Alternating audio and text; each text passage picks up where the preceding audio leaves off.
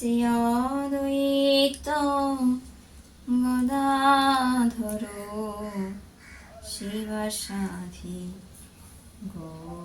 গৌর প্রেমানন্দে। হরি বল হরি বল। তো আমাদের কানাই সোনা এখন কি করছে?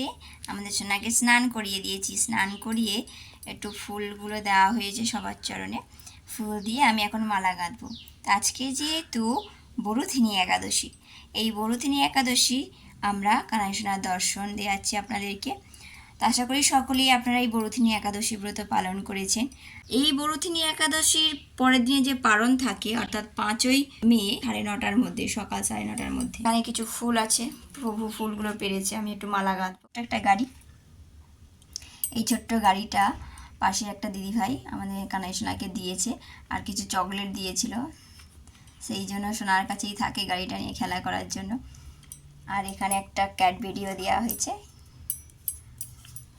আমরা কানাই সোনাকে কখনো ক্যাডবেরি কিনে দিই না, আমরা সোনাকে যে লাড্ডু মিষ্টান্ন দিয়ে থাকি, কিন্তু ক্যাডবেরি তখনই ভোগ লাগাই যখন কোনো ভক্ত তাকে দেয়, তখনই আমরা ক্যাডবেরি ভোগ লাগাই। জয় জয় বরুথিনী একাদশী ব্রত কি যাই হোক। শ্রীকৃষ্ণ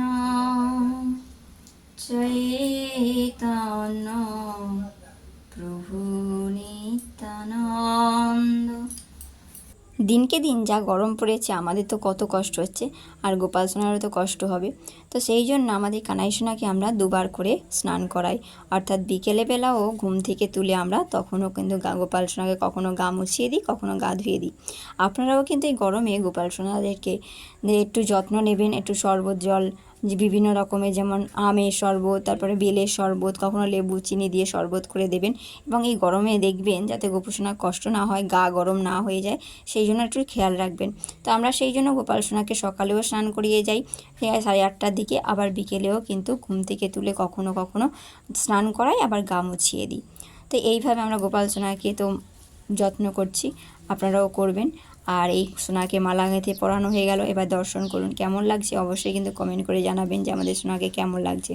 আর অবশ্যই গরমে নিজেই গোপাল সোনাকে যত্নে রাখবেন। রাধে রাধে।